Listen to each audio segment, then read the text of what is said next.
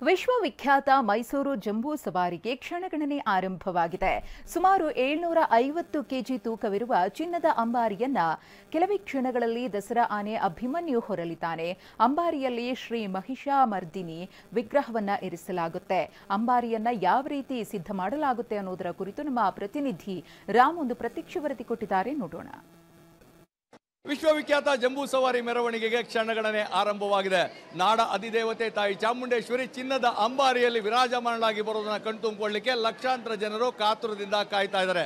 ಅಷ್ಟೇ ಅಲ್ಲ, ಈ ಒಂದು ಜಂಬೂ ಸವಾರಿಯ ಪ್ರಮುಖ ಆಕರ್ಷಣೆ ಚಿನ್ನದ ಅಂಬಾರಿಯನ್ನು ಹತ್ತಿರದಿಂದ ನೋಡಬೇಕು ಅಂತೇಳಿ ಲಕ್ಷಾಂತರ ಜನರು ಕನಸನ್ನ ಕಟ್ಟಿಕೊಂಡಿರ್ತಾರೆ. ಆ ಕನಸನ್ನ ನನಸು ಮಾಡಲಿಕ್ಕೆ TV9 ಆ ಒಂದು ಅಂಬಾರಿಯ ಬಳಿ ಬಂದಿದೆ. ಅಂಬಾರಿಯನ್ನು ಹತ್ತಿರದಿಂದ ತೋರಿಸುವಂತಹ ಕೆಲಸವನ್ನ ಮಾಡ್ತಾ ಇದೆ. ನಾವೀಗ ಆ ಒಂದು ಚಿನ್ನದ ಅಂಬಾರಿಯ ಬಳಿ ಇದ್ದೇವೆ. ನೀವು ನೋಡ್ತಾ ಇರ್ಬೋದು, ಇದೇ ಒಂದು ಆ ಚಿನ್ನದ ಅಂಬಾರಿ ಅಂದ್ರೆ ವಿಶ್ವವಿಖ್ಯಾತ ಮೈಸೂರು ದಸರೆಯಲ್ಲಿ ಜಂಬೂ ಸವಾರಿಯಲ್ಲಿ ನಾಡ ಅಧಿದೇವತೆ ತಾಯಿ ಚಾಮುಂಡೇಶ್ವರಿ ಮಹಿಷಾಸುರ ಮರ್ದಿನಿ ವಿಗ್ರಹವನ್ನ ಹೊತ್ತು ಸಾಗುವಂತಹ ಈ ಒಂದು ಅಂಬಾರಿಯಾಗಿದೆ.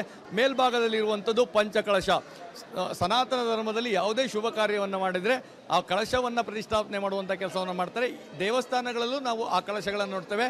ಅದೇ ರೀತಿಯಂಥ ಕಳಶವನ್ನು ಈ ಒಂದು ಚಿನ್ನದ ಅಂಬಾರಿಯ ಮೇಲ್ಭಾಗದಲ್ಲಿ ಪ್ರತಿಷ್ಠಾಪಿಸಲಾಗಿದೆ. ಅದಾದ ನಂತರ ಕೆಳಭಾಗದಲ್ಲಿ ಕಾಣ್ತಾ ಇರುವಂಥದ್ದು 2 ದೀಪಗಳು, ಒಂದು ಹಸಿರು ಮತ್ತೆ ಒಂದು ಕೆಂಪು.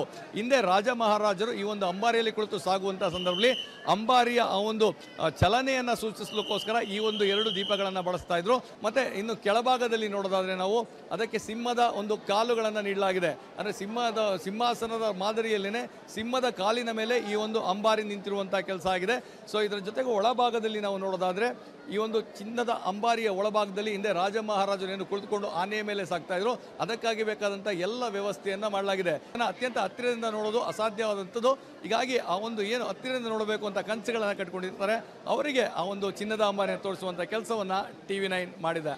ಅರಮನೆಯಿಂದ ಕ್ಯಾಮ್ರಾ ಪರ್ಸನ್ ಪ್ರಮೋದ್ ಜೊತೆ ರಾಮ್, TV9 ಮೈಸೂರು.